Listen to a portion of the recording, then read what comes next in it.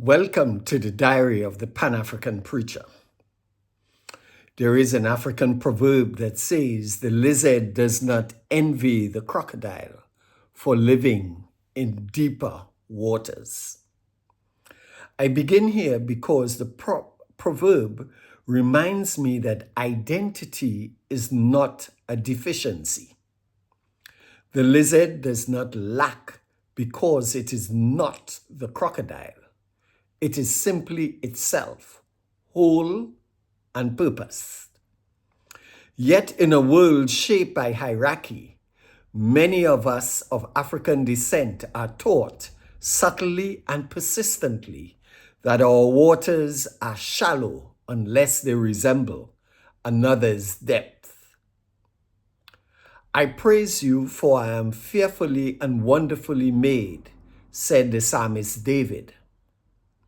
This scripture stands in quiet defiance of a system that pressures us towards proximity to whiteness. In many spaces, professional, academic, even religious, we learn the dance of survival, code switching, softening our tone, adjusting our appearance, editing our truth. We are told sometimes gently and sometimes sharply that acceptance lies just beyond a small adjustment. Speak a little differently. Wear your hair another way. Be exceptional, but not too black. This proximity can feel like protection. Yet it often proves to be an illusion. Microaggressions reveal the truth behind the surface. You are so articulate. You are not like the others. These are not compliments. They are boundary markers. They reward distance from blackness and subtly push or punish its fullness. They remind us that even when we are near, we are not fully embraced. Over time, this becomes more than an inconvenience. It becomes a weight on the mind and spirit. Each moment requires discernment. Was that bias? Should I respond? Will speaking cost me? This constant vigilance accumulates.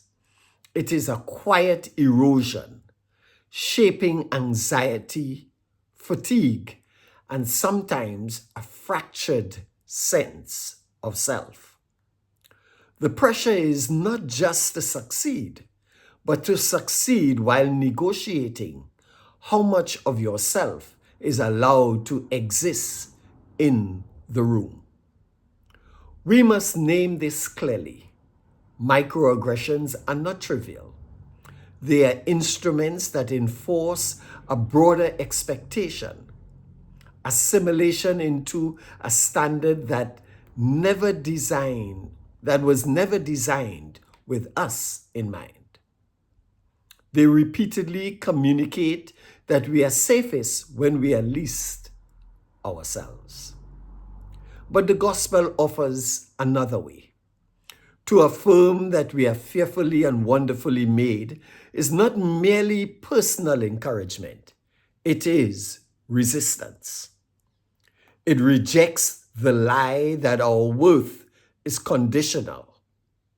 It dismantles the theology of deficiency imposed upon Black bodies and Black beings. So what must we do? We cultivate spaces where Blackness is not negotiated but normalized. We speak in our own tongues without apology. We adore ourselves in ways that honor our heritage. We build communities, spiritual and social, that affirms us without requiring performance. we also practice discernment. Not every space deserves full access to our authenticity.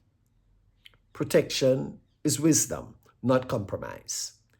Yet, even in navigation, we must not internalize the belief that we are the problem. The lizard does not envy the crocodile. Neither must we envy systems that were not built to hold us. Our task is not to draw closer to whiteness, but to draw deeper into the truth of who we are, whole, worthy, and divinely made. Ashe.